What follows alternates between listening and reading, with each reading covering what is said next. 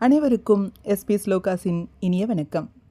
ஒரு அழகான குட்டி கதையை இந்த பதிவில் நாம் பார்க்க போகிறோம். என்ன கதைன்னு கேட்குறீங்களா? பகவானோட நாமத்தை சொல்கிறதுனால எவ்வளோ சக்தி அப்படின்னு நிறைய கதைகளில் பார்த்துருக்கோம். அதே போல் இந்த கதையில் யாரோட நாமத்தை சொன்னாங்க, அவங்களோட காரியம் எப்படி ஜெயமாச்சு அப்படின்னு கதைக்குள்ளே பார்க்கலாம். ஆஞ்சநேயரோட பரம பக்தர் ஒருவருக்கு சொக்கட்டான் விளையாடணும்னு ஆசையாம். தன்னோட சேர்ந்து விளையாடுறதுக்கு அந்த ஆஞ்சநேயரே வரணும்னு விரும்பினார். அதனால் மனமுருகி ஆஞ்சநேயரை பிரார்த்தனை செஞ்சார். அவர் முன்னாடி தோன்றிய ஆஞ்சநேயரும் பக்தரது விருப்பத்தை பூர்த்தி செய்கிறதுக்காக அந்த விஷயத்தை ஒத்துக்கிறாரு. ஆனாலும் ஒரு நிபந்தனை விதிக்கிறாரு. நான் விளையாட்டில் விட்டு கொடுக்கவே மாட்டேன் அப்படின்னு சொல்கிறாரு. அதனால் விளையாட்டில் தோற்று போயிட்டா நீ வருத்தப்படக்கூடாது அப்படின்னியும் அஞ்சனேய புத்திரரான ஆஞ்சநேயர் சொல்லிடுறாரு. பக்தரும் அதுக்கு சம்மதிக்கிறாரு. 2 பேரும் விளையாட ஆரம்பிக்கிறாங்க.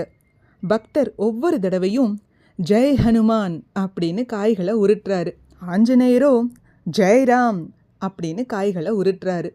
ஒவ்வொரு தடவையும் பக்தனே வெற்றி அடைகிறான். சரி, அடுத்த முறை ஜெயிக்கலாம் அப்படின்னு ஆஞ்சநேயர் மீண்டும் மீண்டும் விளையாட வெற்றி பக்தன் பக்கமே வருது. மனம் வருந்திய ஆஞ்சநேயர், சுவாமி, தங்கள் நாமத்தை உச்சரிச்சும் எனக்கு தோல்வியா என்று ராமர் கிட்ட பிரார்த்திக்கிறாரு. அவர் முன்னாடி தோன்றிய ராமர், ஆஞ்சநேயா, நீ என்னோட பக்தன், அதனால் உன்கிட்ட என்னோட சக்தி இணைஞ்சிருக்கு.